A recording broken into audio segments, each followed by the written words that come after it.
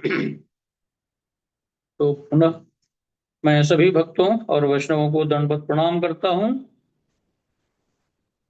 तो आज हम लोग अध्ययन कर रहे हैं श्रीमद् भागवतम के चौथे स्कंद के 20वें अध्याय का, जिसका शीर्षक है महाराज पृथु के यज्ञ स्थल में भगवान विष्णु का प्राकट्य, और श्लोक संख्या है 15। Shrimad Bhagavatam canto 4 chapter 20 shloka number 15।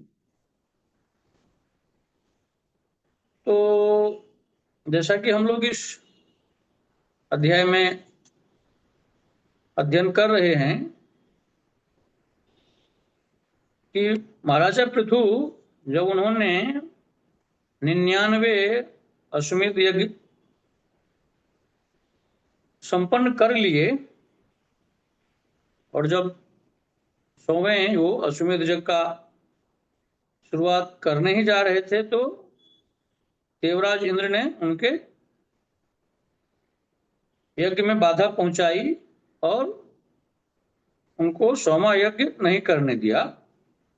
इससे क्रुद्ध होकर के महाराजा पृथु देवराज इंद्र पर बहुत क्रुद्ध हुए और वो इतने क्रोधित हो गए कि देवराज इंद्र की हत्या करने के लिए ही वो उद्यत हो गए। उसके बाद तो फिर ब्रह्मा जी आए उनको समझाने के लिए, और अभी का जो प्रसंग चल रहा है और जैसा कि शीर्षक है इस अध्याय का कि भगवान विष्णु आए हैं यज्ञ स्थल में और उनके साथ देवराज इंद्र भी हैं।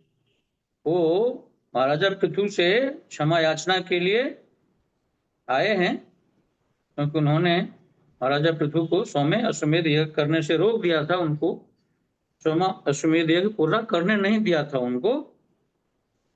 तो देवराज इंद्र को भी इसके लिए काफी ग्लानि हुई, अपनी गलती का एहसास हुआ और वो अब भगवान विष्णु के साथ यज्ञ स्थल में आए हैं देवराज इंद्र महाराजा पृथु से क्षमा याचना करने के लिए।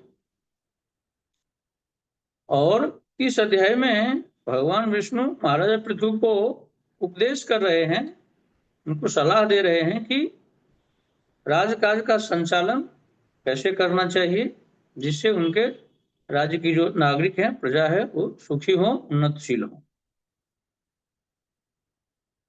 तो आज के प्रस्तुत श्लोक में, श्लोक संख्या 15 में भगवान विष्णु बता रहे हैं राजा पृथु को,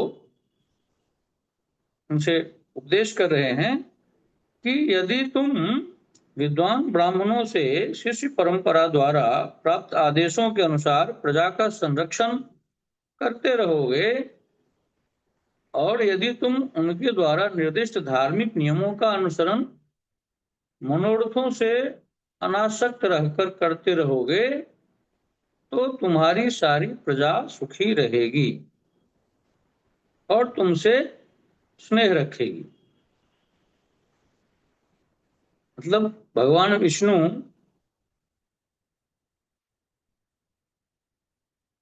महाराजा पृथु को ये उपदेश कर रहे हैं। इसमें उन्होंने कहा है कि मनोरथों से अनासक्त रह करके, यानी एक राजा को चाहिए कि वह अपनी किसी व्यक्तिगत स्वार्थ या व्यक्तिगत किसी लोभ लालच में न रह करके प्रजा के कल्याण के लिए, प्रजा कैसे सुखी रहे, प्रजा कैसे उन्नतशील बने, कैसे राज्य के सारे नागरिकों और प्रजाओं को सारी मूलभूत सुविधाएं प्राप्त हों, इसका ध्यान रखना चाहिए। और यह तभी संभव है जब कोई भी राजा अपने सुख सुविधा का विशेष ध्यान न रख करके, अपने व्यक्तिगत स्वार्थ और अहंकार की पूर्ति न करके सिर्फ नागरिकों और प्रजाओं के सुख सुविधाओं का ध्यान रखे। तो यही भगवान विष्णु महाराजा पृथु से ये उनको सलाह दे रहे हैं, आदेश दे रहे हैं कि तुम अगर ऐसा करोगे तो तुम्हें शीघ्र ही सनकादि यानी सनक, सनंदन, सनातन और सनत कुमार चारों कुमारों जैसे मुक्त पुरुषों के दर्शन हो सकेंगे। आगे तात्पर्य में श्रील प्रभुपाद जी बता रहे हैं कि भगवान विष्णु ने राजा पृथु को सलाह दी कि हर व्यक्ति वर्णाश्रम धर्म के नियमों का पालन करे, तभी मनुष्य का इस संसार में चाहे वह जिस स्थिति में रहे, मृत्यु के बाद मोक्ष निश्चित है। तो जगतगुरु श्रील प्रभुपाद जी अपने तात्पर्य में वर्णाश्रम धर्म की चर्चा कर रहे हैं और इसकी चर्चा जो है श्रीमद् भगवद गीता में भगवान श्री कृष्ण भी बता रहे हैं अर्जुन से। श्रीमद् भगवद गीता के 4थे अध्याय के 13वें श्लोक में भगवान कृष्ण क्या बता रहे हैं अर्जुन से? चातुर्वर्ण्यम मया सृष्टम गुण कर्म विभाग सह तस्य कर्तारमपि मां विद्धय कर्तारम अव्ययम। यानी वर्णाश्रम धर्म के पालन करने से भी इस संसार से मुक्ति संभव है, हो सकती है। जो जो चार जो वर्ण है, ब्राह्मण, क्षत्रिय, वैश्य, शूद्र, तो ये चारों वर्ण अगर अपने अपने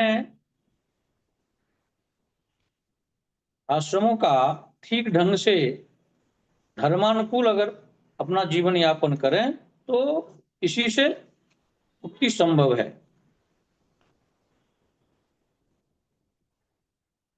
जैसे पहला वर्ण है ब्राह्मण, तो बुद्धिमान वर्ग के लोगों या ब्राह्मणों का उत्तरदायित्व भगवान के साथ हमारे संबंधों का प्रसार करना तथा सामान्य जनता के प्रति सही मार्ग पर लाना है। ये जो चार वर्ण हैं, ब्राह्मण, क्षत्रिय, वैश्य और शूद्र, इसका वर्णन श्रीमद् भागवतम में भी है। ये दूसरे स्कंद के 5वें अध्याय के 37वें श्लोक में है। इसमें कहा गया है कि पुरुषस्य मुखम ब्रह्म क्षेत्र में तस्य बाहवः उर्वो वैश्यो भगवतः पदभ्याम शूद्रोऽभ्यजायत। यानी ब्राह्मण वर्ग को भगवान के मुख का, क्षत्रियों को उनकी भुजाओं का और वैश्यों को भगवान की जांघों का प्रतिनिधित्व करते हैं, जबकि शूद्र वर्ण उनके पांवों का प्रतिनिधित्व करते हैं। यानी ब्राह्मण की उत्पत्ति भगवान के मुख से, क्षत्रियों की उत्पत्ति भुजाओं से, वैश्यों की उत्पत्ति जांघों से और शूद्रों की उत्पत्ति पांवों से हुआ है। तो इस श्लोक में बता रहे हैं वेदव्यास जी कि बुद्धिमान वर्ग के लोग या ब्राह्मणों का जो उत्तरदायित्व होता है वो भगवान के नाम, रूप, गुण, लीला, धाम या धर्म का प्रचार प्रसार करना होता है। वेदाध्ययन करना, पूजा पाठ करना, कर्मकांड करना, यज्ञ करना, ये ब्राह्मणों का उत्तरदायित्व होता है। जो क्षत्रिय होते हैं वो प्रशासक वर्ग में आते हैं। उनका जो धर्म होता है सारे जीवों की रक्षा करना। ये सब खास करके सतयुग, त्रेता वगैरह युगों में होता था। कलयुग में ये सब चीजें तो संभव नहीं है और ऐसा कोई वर्णाश्रम धर्म का लोग पालन भी नहीं करते हैं। तो ये खास करके सतयुग में विशेष करके ये सब था। थोड़ा बहुत त्रेता में भी, द्वापर में भी, कलयुग में तो संभव नहीं है। तो क्षत्रियों का धर्म होता था युद्ध करना, ऋषि मुनियों को यज्ञ में राक्षसों से रक्षा करना, हिंसक जानवरों से, जंगलों में जो जंगल में ऋषि मुनि महात्मा लोग तपस्या करते थे, यज्ञ करते थे, तो उनसे उनकी रक्षा करना, ये क्षत्रियों का धर्म हुआ करता था। वैश्य का धर्म वो लोग व्यापार करते थे, जिससे सारे समाज को दुग्ध, फल उपलब्ध करवाना, कृषि करना, गो पालन करना, गोरक्षण करना, धन्य धान्य, फल, सब्जी, दूध का उत्पादन करना, व्यापार करना, ये वैश्य का धर्म है। शूद्र का धर्म जो होता है वो श्रम करना, यानी उच्चतर वर्गों की सेवा करके, मजदूरी करके उन अपना पेट पालते थे। राजा महाराजाओं, जमींदारों, सामंतों की सेवा में रहना, ये शूद्र वर्ण का जो है कार्य था, धर्म था। तो ये वर्णाश्रम धर्म की चर्चा जगत गुरु श्री प्रभुपाद जी ने किया है यहाँ पे।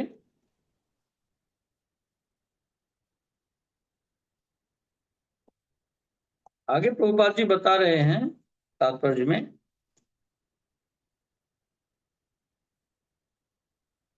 कि जीवन में पूर्णता प्राप्त करने का एकमात्र उपाय कृष्ण चेतना का विकास करना है।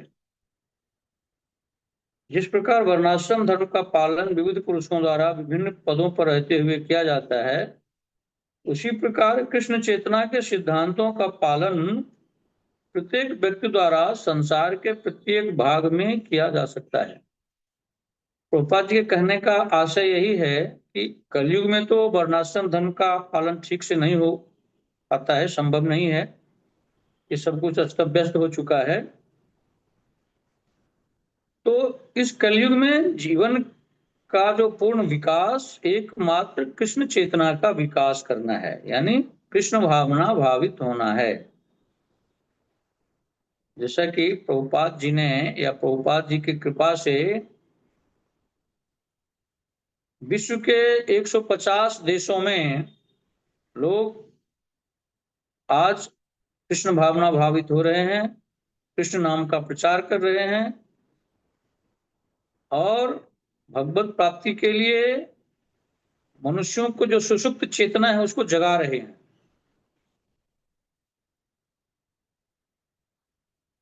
हम लोग बड़े बड़भागी हैं कि भारत वर्ष जैसे देश में यह मनुष्य शरीर प्राप्त हुआ है। तो कम से कम इतना तो सबको पता है कि धार्मिक ग्रंथ क्या है। श्रीमद् भागवतम है, भगवत गीता है, रामायण है, मतलब वेद है, पुराण है, और भगवान के बारे में भी कम से कम सुना तो है, सबको पता है, चाहे वो किसी भी धर्म के हो, वर्ण के हो, जाति के हो।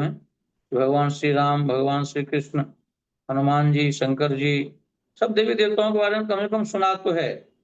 भक्ति कितना करते हैं नहीं करते हैं वो अलग विषय है।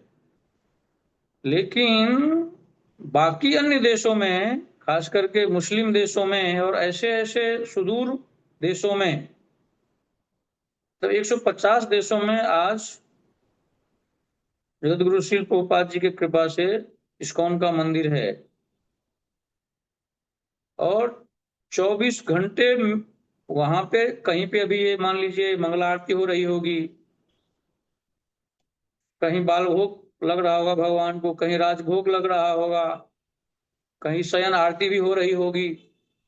तो 150 देशों में 24 घंटे हर क्षण हर पल भगवान की सेवा होती रहती है। क्योंकि समय अनुसार कहीं सुबह होता है, कहीं दोपहर होती है, कहीं शाम होती है, कहीं रात्रि होती है, विश्व में समय का परिवर्तन के हिसाब से। तो जगत गुरु की इतनी कृपा है प्रभुपाद जी की कि विश्व में ऐसे उन्होंने भगवान नाम का प्रचार किया, हरे कृष्ण महामंत्र का प्रचार किया कि आज 24 घंटे विश्व के 150 देशों के हर एक मंदिरों में 24 घंटे हरे कृष्ण महामंत्र का जप हो रहा है, कीर्तन हो रहा है। राधा श्याम सुंदर, राधा श्याम सुंदर, राधा रास बिहारी, राधा मदन मोहन, राधा गिरधारी, जिस नाम से जहां पे जो विग्रह स्थापित हैं उनकी सेवा हो रही है। तो सबसे बड़ा वर्णाश्रम धर्म तो यही है कि हम भगवान के शरण हो जाएं, भगवान की सेवा करें, भगवान का नाम रूप गुण लीला धाम का गुणगान करके, चिंतन करके, सुमिरन करके, हरे कृष्ण महामंत्र का कीर्तन करके, जप करके, इस जन्म मरण के बंधन से छूट करके वो लोग वृंदावन धाम को वापस चले जाएं। कलयुग में यही सबसे बड़ा धर्म है, क्योंकि भगवान स्वयं गीता में कहते हैं ना, सर्वधर्मान परित्यज्य मामेकम शरणं व्रज अहम त्वाम सर्व पापेभ्यो मोक्षयिष्यामि मा शुचः। सारे सांसारिक कर्मों धर्मों को छोड़कर, छोड़कर मतलब सब लोग संन्यास धारण कर लें या जंगल में चले जाएं तपस्या करने के लिए, भगवान के कहने का आशय ये भी नहीं है। आप लोग जिस जिस वर्ण में हैं या जहां भी हैं, जो नौकरी कर रहे हैं, जिस वर्ग में हैं, जिस धर्म के अनुयायी हैं, जिस आश्रम में हैं, चाहे वो गृहस्थ आश्रम हो, ब्रह्मचर्य आश्रम हो, वानप्रस्थ आश्रम हो या संन्यास आश्रम हो, तो किसी भी आश्रम में हो, चारों वर्णाश्रम धर्म में से किसी भी धर्म, किसी में हो, चाहे ब्राह्मण हो, क्षत्रिय हो, वैश्य हो, शूद्र हो, आप अपना कर्म करते हुए, गृहस्थ आश्रम के दायित्वों का निर्वहन करते हुए, पालन करते हुए, सिर्फ भगवान का चिंतन सिमरन ध्यान करते हुए आप अपना धर्म करिए, अपना कर्म करिए और भगवान के चरणों में उसको अर्पित समर्पित करके अपना जीवन यापन करिए। और भगवान का चिंतन सिमरन ध्यान करते हुए, उनकी सेवा करते हुए आप लोग वृंदावन धाम को वापस पहुंच सकते हैं। तो इस कलयुग में सबसे बड़ा धर्म है यही, क्योंकि ये युग धर्म है। ये हरे कृष्ण महामंत्र का जो कीर्तन है, इसको युग धर्म कहा गया है। आगे और विस्तार से बता रहे हैं प्रभुपाद जी इस तात्पर्य में। इस प्रकार भौतिक जीवन यापन करते हुए तथा अपना पद छोड़े बिना भौतिक कलमश के बंधन से छूटा जा सकता है। इसीलिए भगवान चैतन्य महाप्रभु ने उपदेश दिया है कि मनुष्य को अपना घर बदलने की आवश्यकता नहीं है, उसे मात्र परम स्रोत परंपरा का श्रवण करके नियमों को जीवन में विवृत करना होता है। इस प्रकार जीवन की परम सिद्धि मुक्ति को प्राप्त करके मनुष्य भगवान के धाम को प्राप्त हो सकता है। यानी यहाँ पे जगत गुरु श्री प्रभुपाद जी गुरु परंपरा की चर्चा कर रहे हैं। यानी अगर हमको इसी जन्म में भगवत प्राप्ति करनी है और इसी जन्म में अगर हमें इस 84 लाख योनियों से छूट करके, इस जन्म मरण के बंधन से छूट करके, इस भवसागर को पार करके गोलोक वृंदावन धाम जाना है, भगवत प्राप्ति करनी है, तो हमें गुरु परंपरा से जुड़ना होगा। यानी गुरु परंपरा से जुड़ना होगा मतलब गुरु की शरणागति ग्रहण करनी होगी, हमें गुरु का वरण करना होगा। क्योंकि ये कितने सत्र में कहा गया है, इस बात की चर्चा हुई है कि अगर भगवान स्वयं भी अगर मनुष्य का शरीर धारण करके इस धरा धाम पे आते हैं तो वो भी गुरु वरण करते हैं, जबकि भगवान को गुरु वरण करने की क्या जरूरत है, वो तो जगत गुरु है। लेकिन भगवान कृष्ण भी अगर वो मनुष्य शरीर में धारण करके आते हैं, वो भी संदीपनी मुनि जी को अपना गुरु वरण करते हैं। मर्यादा पुरुषोत्तम श्री राम भी अगर इस धरा धाम पे आते हैं मनुष्य शरीर धारण करके, वो भी श्री वशिष्ठ जी को अपना गुरु वरण करते हैं। तो ये हम मनुष्यों को शिक्षा देने के लिए, आदर्श स्थापित करने के लिए, ये दिखाने के लिए गुरु वरण करते हैं कि अगर आपने इस धरा धाम पे मनुष्य का शरीर धारण किए हैं, आपको यह मनुष्य शरीर मिला है, तो आपको गुरु वरण करना चाहिए, गुरु की शरणागति करनी चाहिए, क्योंकि गुरु के बिना मुक्ति संभव नहीं है। गुरु विनु भव निधि तरहि न कोई, जो विरंच शंकर सम होई। रामचरितमानस में गोस्वामी तुलसीदास जी बता रहे हैं कि गुरु शरणागति के बिना मुक्ति संभव नहीं है। किसी का ये प्रश्न हो सकता है कि अगर मान लीजिए किसी ने गुरु का वरण नहीं किया, गुरु की शरणागति नहीं की, गुरु से दीक्षा नहीं ली, तो क्या कभी उसकी मुक्ति नहीं होगी? और अगर वो धर्म कर्म कर रहे हैं, भगवान का भजन कर रहे हैं, भगवान की सेवा कर रहे हैं, तो क्या सब व्यर्थ चला जाएगा? नहीं, बिल्कुल नहीं। ये उनको उत्तरोत्तर वृद्धि होगी उनकी भगवत भक्ति में, मार्ग में, लेकिन फिर से उनको मनुष्य शरीर मिलेगा अगले जन्म में। फिर किसी ऐसे भागवत परिवार में उनका जन्म होगा, वैष्णव परिवार में जन्म होगा, कि फिर से वो जन्म से ही भगवान की भक्ति करेंगे, सेवा करेंगे, और फिर उस अगले शरीर में फिर वो गुरु का वरण करेंगे फिर वो भगवत धाम को वापस लौट जाएंगे। लेकिन अगर आपको ये जन्म अंतिम जन्म करना है, अब हमें आगे इस जन्म के चक्कर में फंसना नहीं है, तो इसी जन्म में आपको गुरु के शरण में जाना होगा, गुरु की शरणागति करनी होगी। नहीं तो आप भजन करने हैं तो भी ठीक है, भगवान की भजन कीजिए, भक्ति कीजिए, ये आपका भजन सुरक्षित रहेगा, क्योंकि भजन का क्षय नहीं होता है। जैसे इस मृत्युलोक में हम देखते हैं, भौतिक संसार में हम कितने भी करोड़पति हो जाएं, अरबपति हो जाएं, कितने भी सांसारिक भौतिक उपलब्धि हासिल करने, लेकिन इस शरीर को छोड़ने के बाद, मृत्यु के पश्चात, यहां से एक सुई भी नहीं ले जा सकते हैं, कुछ नहीं जाता। यहां से सब कुछ छोड़ के जाना होता है, चाहे आप कितना भी फ्लैट, दुकान, मकान, फैक्ट्री, गाड़ी, बंगले, करोड़ों अरबों बैंकों में जमा करके जाइए, जब आपका यह शरीर छूटेगा तो एक छदाम भी, एक पैसे भी आप यहाँ से ऊपर नहीं ले जा सकते। चाहे जहां भी जाएं, आप अपने कर्म के हिसाब से स्वर्ग में जाएं, नरक में जाएं, जहां भी जाएं, यहाँ से आप नहीं ले जा सकते। लेकिन प्रभु की कितनी कृपा है, करुणा है, दया है, कि आपने अगर थोड़ी सी भी भक्ति की है, भगवान की सेवा की है, भगवान का भजन किया है, अगर थोड़ी सी भी अपने हरे कृष्ण महामंत्र का जप किया है, कीर्तन किया है, नाम लिया है, तो वो पूर्ण रूपेण सुरक्षित रहता है। बल्कि वो उत्तरोत्तर ब्याज सहित उसकी वृद्धि होती रहती है, बढ़ता रहता है। जैसे हम लोग बैंक में पैसे जमा करते हैं, एफडी करते हैं, वो बैंक हमें ब्याज देती है ना, इंटरेस्ट देती है ना, वैसे ही ये परम धन है। ये चैतन्य महाप्रभु गोलोक वृंदावन धाम से ये हमें परम धन ला करके दिए हैं। हरे कृष्ण कृष्ण कृष्ण हरे हरे, हरे राम राम राम हरे हरे, ये परम धन है। इस धन को हम जितना अधिक जमा करेंगे, जितना अधिक हम नाम लेंगे, कीर्तन करेंगे इस हरे कृष्ण महामंत्र का, वो सर्व सुरक्षित है और उत्तरोत्तर इसकी वृद्धि होती जाती है, और यही परम धन हमारे साथ जाता है।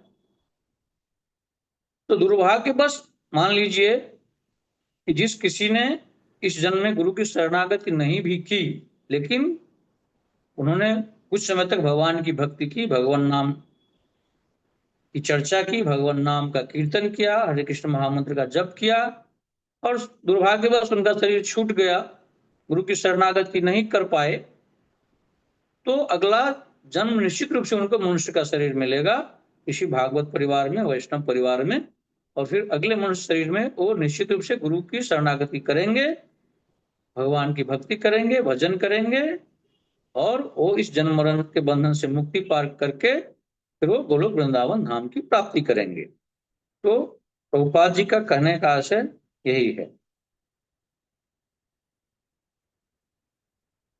आगे बता रहे हैं प्रभुपाद जी तात्पर्य में, दूसरे शब्दों में जिस परिवर्तन की आवश्यकता है वह शरीर में नहीं वरन चेतना में होता है। दुर्भाग्यवश इस युग में लोग शरीर के प्रति लगाव रखते हैं, आत्मा के प्रति नहीं। उन्होंने आत्मा नहीं वरन शरीर से संबद्ध अनेक वादों का आविष्कार कर लिया है। प्रभुपाद जी का इसमें भी आशय यही है, वो आत्म कल्याण की बात कर रहे हैं, बता रहे हैं कि आत्म कल्याण के लिए, इस जन्म मरण के बंधन से मुक्ति के लिए शरीर में परिवर्तन करने की जरूरत नहीं है, चेतना में परिवर्तन होनी चाहिए। जैसे उदाहरण के लिए समझिए, इस भौतिक संसार में एक भौतिक व्यक्ति है और ये भगवत भक्त है, यानी एक वैष्णव है। आपको, और गृहस्थ आश्रम में है, तो आपको कर्म वही करते दिखेंगे जो एक वैष्णव है, और जो एक कर्मी है यानी भौतिक सांसारिक व्यक्ति हैं, वो भी नौकरी करते हैं, व्यापार करते हैं, गृहस्थ आश्रम के दायित्वों का निर्वहन करते हैं। दोनों आपको कर्म समान रूप से करते हुए दिखाई देंगे, लेकिन दोनों के भाव में अंतर है। क्योंकि एक वैष्णव अगर सांसारिक कर्म करता है, नौकरी करता है या व्यापार करता है अपने गृहस्थ आश्रम के दायित्वों का निर्वहन करने के लिए, तो वो उसके परिवार के जो सगे संबंधी हैं, परिजन हैं, या जो पुत्र हैं, पुत्री हैं, माता हैं, पिता हैं, पत्नी हैं, उनका जो सेवा है वो भगवान का संतान समझ करके कि ये भी भगवान की संतान ही है, ये हमारे पुत्र रूप में या पुत्री रूप में या माता पिता के रूप में हमारे समक्ष आए हैं, तो हमें इनकी सेवा करनी है। सेवा भाव से अपना कर्तव्य का निर्वहन करते हैं। जबकि एक सांसारिक जो अपनी पत्नी से या पुत्र से जो व्यवहार करता है या उसके लिए जो कर्म करता है, वो स्वार्थ की बुद्धि से, स्वार्थ के लिए कि ये पत्नी के प्रति हम अपने कर्तव्य का निर्वहन कर रहे हैं, तो पत्नी से हमें सुख मिलेगा, उसके आलिंगन से, उसके संग से हमको सुख मिलेगा, उस भाव से। पुत्र से अगर वो प्यार करता है, स्नेह करता है, तो स्वार्थ भाव से कि आगे चलकर ये पढ़ेगा लिखेगा, बहुत पैसा कमाएगा, तो हमको सुख प्रदान करेगा, हमको बहुत पैसा देगा। इस स्वार्थ बुद्धि से वो पुत्र के प्रति अपने दायित्व का निर्वहन करता है। लेकिन एक वैष्णव जो है वो भगवत भाव से, सेवा भाव से अपने पुत्र परिजनों की, परिवार वालों की सेवा करता है, अनासक्त भाव से, निष्काम भाव से। तो फिर इसमें क्या होता है कि अनासक्त भाव से, निष्काम भाव से कर्म करने से वो कर्म बंधन में नहीं बंधता है, फिर से उसको कोई शरीर धारण नहीं करना पड़ता है। तो प्रभुपाद जी के कहने का आशय यही है कि परिवर्तन भाव में होना चाहिए। तो ये इसको आत्मबोध बोलते हैं कि ये आत्मबोध होनी चाहिए। क्योंकि कोई भी सांसारिक कर्म जो है, कर्म तो करना पड़ेगा, एक क्षण एक पल भी हम बगैर कर्म किए नहीं रह सकते हैं। तो कर्म तो हम लोग न चाहते हुए भी अगर हम हाथ पैर जोड़ करके अगर हम बैठ भी जाएं, तो मन से मानसिक कर्म होते रहते हैं। तो हम बिना कर्म के, चाहे वो मानसिक कर्म हो या शारीरिक कर्म हो, हम बिना कर्म किए नहीं रह सकते। तो जिसको आत्मबोध हो गया है कि हम शरीर नहीं हैं, हम आत्मा हैं, जब तक देहात्म बुद्धि का नाश नहीं होगा कि हम शरीर नहीं हैं, हम शुद्ध बुद्ध नित्य मुक्त आत्मा हैं, हम भगवान के संतान हैं, उनके दास हैं, उनके अंश हैं, जब तक ये बोध नहीं होगा तब तक हम भौतिक स्तर पर हमारा कर्म होगा। इस शरीर की पोषण के लिए, इसकी तुष्टि के लिए, इसको सुख पहुंचाने के लिए, इसको सजाने के लिए, इस शरीर सुख के लिए, सांसारिक भोग विलास के लिए, सांसारिक इंद्रिय तृप्ति के लिए कर्म होगा। लेकिन जब हमें आत्मबोध हो जाता है, हमें ये ज्ञान हो जाता है कि हमारा जो मनुष्य शरीर है, इस शरीर का जो परम चरम लक्ष्य है भगवान की सेवा करना, भगवत प्राप्ति करना, भगवान से प्रेम करना, तो यह बोध हो जाने के बाद, यह ज्ञान होने के बाद हम वही सांसारिक कर्म करेंगे, वही नौकरी करेंगे, वही व्यवसाय करेंगे, वही व्यवहार हम अपने परिजनों से, संबंधियों से करेंगे, लेकिन वो भागवतिक हो जाएगा। वो कर्म फिर हमें बांधने वाला नहीं होगा, वो कर्म हमें फिर मुक्ति प्रदान करने वाला होगा। लेकिन अगर हम भौतिक स्तर पे कर्म करते हैं, भगवान से विलग होकर के, भगवान से अलग होकर के, इस शरीर को सुख पहुंचाने के लिए, शरीर के भोग विलास के लिए, शारीरिक इंद्रियों की तृप्ति के लिए अगर हम कर्म करते हैं, तो वो कर्म बंधन होता है और वही फिर इस 84 लाख के योनियों में भटकाता रहता है। तो प्रभुपाद जी यही बता रहे हैं कि सिर्फ भाव परिवर्तन की जरूरत है। ठीक है, हम जब दीक्षा लेते हैं, गुरु की शरणागति हमें जब मिल जाती है, तो गुरु हमें एक वेश भी प्रदान करते हैं कि आप ऐसा तिलक करो, ऐसा कंठी पहनो। अगर माता जी हैं तो साड़ी पहने, अगर पुरुष प्रभु जी हैं तो धोती कुर्ता पहने। ये वेश परिवर्तन ठीक है, लेकिन इससे भी ज्यादा जरूरत है अंतःकरण का परिवर्तन होना, चित्त का परिवर्तन, हृदय का परिवर्तन। मतलब भागवतिक बुद्धि हो जाना कि हम भगवान की कितनी ज्यादा से ज्यादा सेवा कर सकें, वैष्णव का कितना से ज्यादा संग कर सकें, सत्संग में कितना से ज्यादा हम भाग ले सकें, भागवत, श्रीमद् भगवत गीता, चैतन्य चरितामृत, ज्यादा से ज्यादा कितना हम शास्त्रों का अध्ययन कर सकें, ज्यादा से ज्यादा हम कितना हरे कृष्ण महामंत्र का कीर्तन कर सकें, भगवान नाम का जप कर सकें, तो ये बुद्धि परिवर्तित हो जाती है। शारीरिक परिवर्तन उतना आवश्यक नहीं है। तो प्रभुपाद जी यही बता रहे कि भाव परिवर्तन जो है वो जरूरी है, वो आत्म कल्याण के लिए। तो हम ज्यादा ध्यान अपने इस शरीर के सुख सुविधा के लिए, इंद्रिय तृप्ति के लिए, भोग विलास के लिए न दे करके अपने आत्म कल्याण के लिए, आत्म तुष्टि के लिए, भगवत प्राप्ति के लिए, भगवान की प्रसन्नता के लिए और गोलोक वृंदावन धाम प्राप्ति के लिए हम ज्यादा से ज्यादा अपना प्रयास करें। इसके लिए वैष्णवों के संग में रहें, सत्संग ज्यादा से ज्यादा करें, हरे कृष्ण महामंत्र का कीर्तन, हरे कृष्ण महामंत्र का जप, शास्त्रों का अध्ययन। तो इसी से 84 लाख योनियों से मुक्ति हो जाती है, भगवत प्राप्ति हो जाती है और गोलोक वृंदावन धाम की प्राप्ति हो जाती है। तो यही सबसे बड़ा वर्णाश्रम धर्म का पालन है। कलयुग में यही प्रस्तुत धर्म यही है, ये युग धर्म कलयुग में यही है, हरे कृष्ण महामंत्र का कीर्तन।